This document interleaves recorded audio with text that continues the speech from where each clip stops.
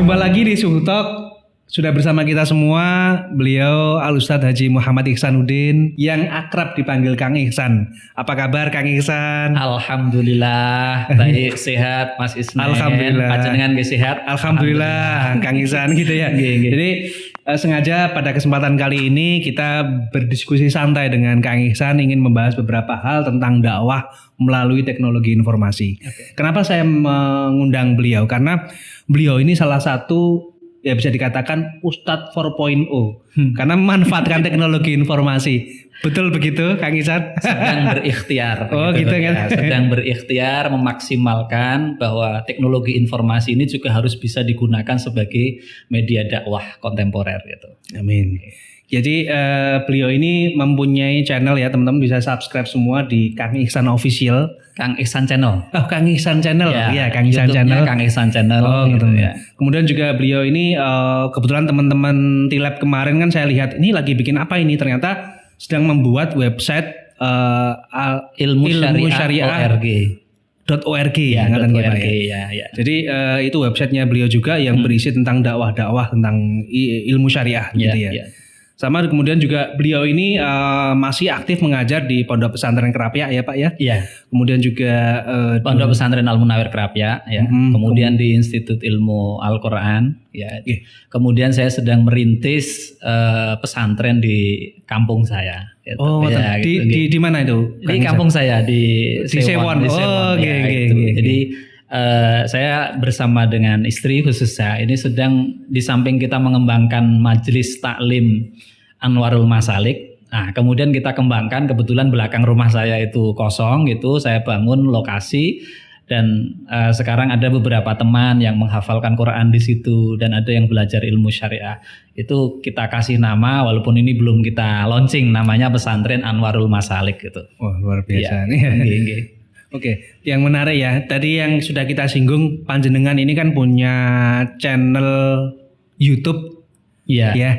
Kang Ihsan Channel tadi Kang Ihsan Channel. Ya, mungkin bisa diceritakan itu sebenarnya kontennya seperti apa sih, Kang Ihsan?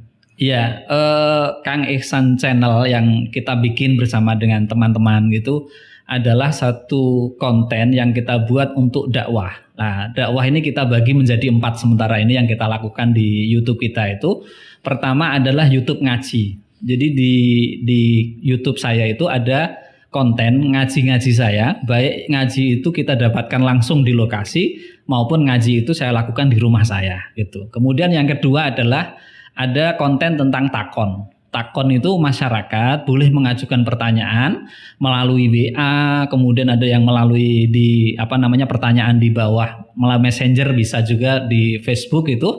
Kemudian kita jawab sebagian itu melalui YouTube. Kita YouTube-kan karena kita berharap bahwa ini bisa takon pertanyaan ini bisa menjadi jawaban bagi masyarakat lain gitu. Misalnya ada pertanyaan tentang boleh nggak seorang perempuan yang haid itu membaca Quran ketika dia dalam kondisi sebagai guru harus ngajar pada muridnya atau dia hafal Al-Quran, tetapi dia boleh nggak untuk deres Quran itu supaya tidak lupa hafalannya gitu kan? Harus dijawab, itu namanya takon gitu. Yang ketiga kita punya segmen namanya ngobrol gitu. Nah ngobrol ini adalah saya mendatangi tokoh-tokoh yang punya kapasitas tertentu atau punya keunikan tertentu di bidang studi Islam gitu, dan saya datang ke sana gitu. Saya datangi Prof. Abdul Mustaqim, saya datangi Kiai Heri, kemudian saya datangi Kiai Husain dan lain sebagainya. Yang mereka punya keunikan-keunikan ide berkaitan dengan Islam khususnya ya gitu. Kemudian yang keempat ada segmen dulan. Dulan itu adalah kita jalan-jalan. Dalam konteks yang sekarang saya bikin adalah saya ingin menyusuri jejak-jejak peradaban Islam khususnya di Jawa. Disinilah saya memulai dari kerajaan Islam pertama di Jawa yaitu Demak Bintoro. Kemudian ke beberapa wali yang sudah saya datangi, misalnya ada Sunan Kalijogo, ada Sunan Raden Patah ya, raja pertama Demak. Kemudian saya mendatangi juga misalnya inisiator tafsir Jawa pertama yaitu Kiai Soleh Darat As-Samaroni. Saya datangi ke Bergota di Semarang dan lain sebagainya gitu. Jadi saya ingin mengangkat bahwa ada kiai-kiai, ada ulama-ulama, ada nyai-nyai yang luar biasa dan dia membangun peradaban Islam ini yang mungkin sebagian kita yang muda-muda terkadang sudah tidak kenal lagi gitu. Makanya saya kemarin misalnya yang terakhir itu saya mendatangi Kiai Anwari Sirot itu di Magelang gitu. Jadi kalau kita mungkin zaman Belanda itu mengenal bambu runcing, nah itu adalah kiai. Jadi beliau punya murid namanya Kiai Subhi. Kiai Subhi inilah yang mewakili beliau di samping beliau sendiri. Jadi pejuang-pejuang Indonesia yang melawan Belanda, yang mereka memakai tembak, memakai alat-alat modern itu bisa dikalahkan dengan bambu runcing.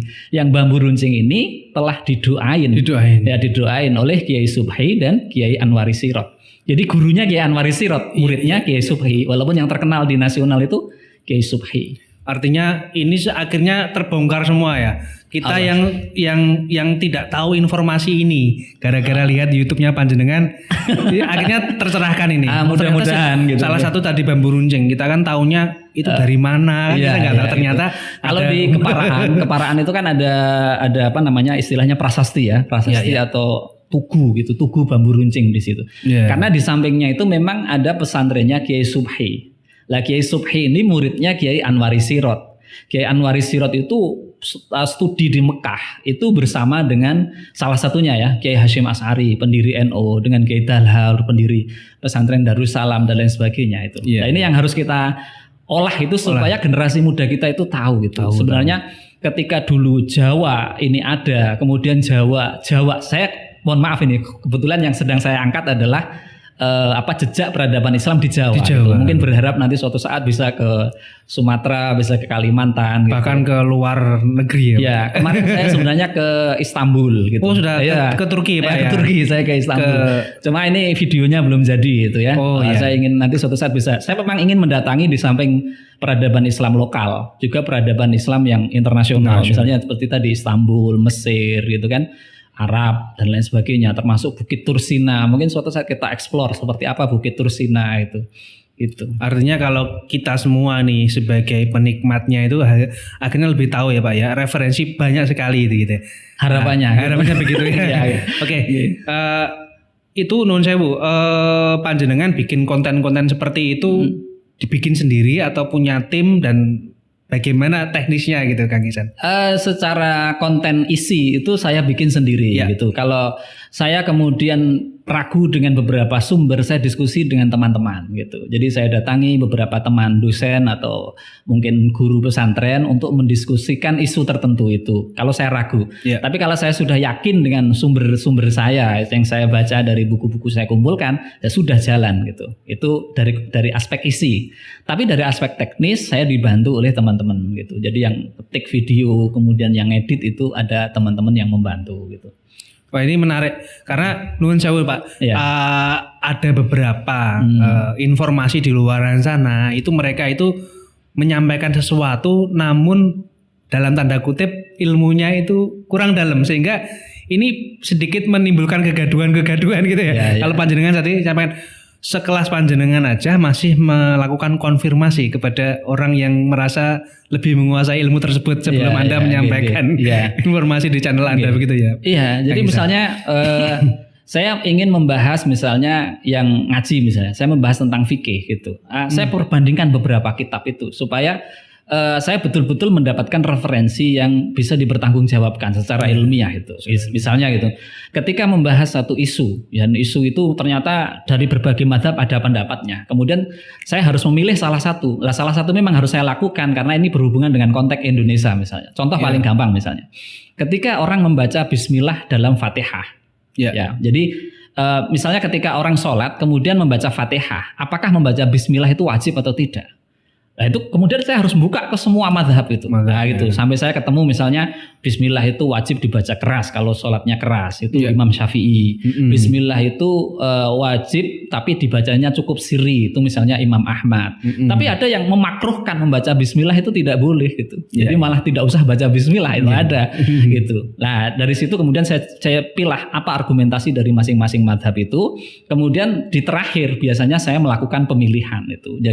Jadi saya akan mengatakan menurut saya gitu. Iya, Nah, menurut saya ini pilihan saya, tetapi sebelumnya saya berusaha untuk menyampaikan beberapa referensi itu supaya masyarakat kalau berbeda itu ya biasa saja. Biasa saja gitu ya. Artinya beda itu biasa, yang penting kita tahu nih gitu ya. Iya gitu. Walaupun kemudian kita memang harus memilih gitu. Iya, Tetapi pilihan kita itu bukan berarti menyalahkan orang lain gitu. Ketika saya memilih misalnya membaca bismillah itu wajib jahar, atau saya memilih bahwa menyentuh istri itu batal.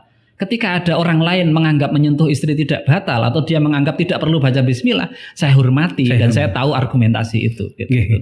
Oke, itu dari sisi konten. Ya, kemudian dari sisi teknis tadi kan panjenengan melibatkan mahasiswa panjenengan, nggih? Ya, ada teman-teman. Ada teman gitu ya. Artinya ya, ini kan dari pesantren ya. Iya. Secara tanda kutip kalau saya lihat channelnya panjenengan ini ya udah menarik sih. Secara teknis itu editingnya tuh menarik. Berarti artinya anak pesantren sebenarnya punya potensi ya, Kang Ihsan ya. Iya, jadi teman-teman pesantren itu potensinya sebenarnya besar gitu. Jadi kan kalau kita lihat sebenarnya teman-teman pesantren ini tahan bantingnya lebih tinggi daripada yang di luar pesantren gitu. Karena mereka sudah biasa belajar 24 jam. 24 jam. Iya, 24 jam. Pagi-pagi yang orang biasanya masih tidur ini harus sholat tahajud gitu. Iya, gitu. Mereka sudah dibangunkan sebelum subuh. Gitu. Jadi kemudian ketika mereka lulus pesantren, kemudian sebagian dari mereka itu ada yang mendalami era sekarang, teknologi komunikasi, mereka ada yang belajar komputer. Apalagi kalau di Krapyak itu kan mereka kuliah di mana-mana gitu. Ada yang di UGM, ada yang di UII, ada yang di Amikom, ada yang di UIN. Artinya ekosistem Yogyakarta ini juga mendukung gitu. Ya. Nah, mereka bergesekan dengan banyak kan di kampus itu. Lah, sebagian ini saya lihat punya basic ilmu tentang ilmu komunikasi, tentang internet, tentang editing video. Lah, kita bergabung itu gitu. Karena prinsipnya di era 4.0 itu itu kan kita bisa bekerja sama gitu. Jadi keahlian kita apa, keahlian teman-teman apa, kita gabungkan menjadi satu kesatuan kan gitu. Luar biasa. Oke, yang kedua nih Kang Ihsan tadi selain channel YouTube kan panjenengan punya ilmusyariah.org. Iya. Ini saya lihat ini menarik sekali karena ada beberapa referensi kitab yang diupload di sana gitu. Yang tentunya kalau orang yang sudah berkesempatan belajar di pesantren mungkin bisa dapat informasi tersebut. Tapi ketika belum berkesempatan belajar di pesantren mereka bisa melihat ini sebagai awalan gitu ya.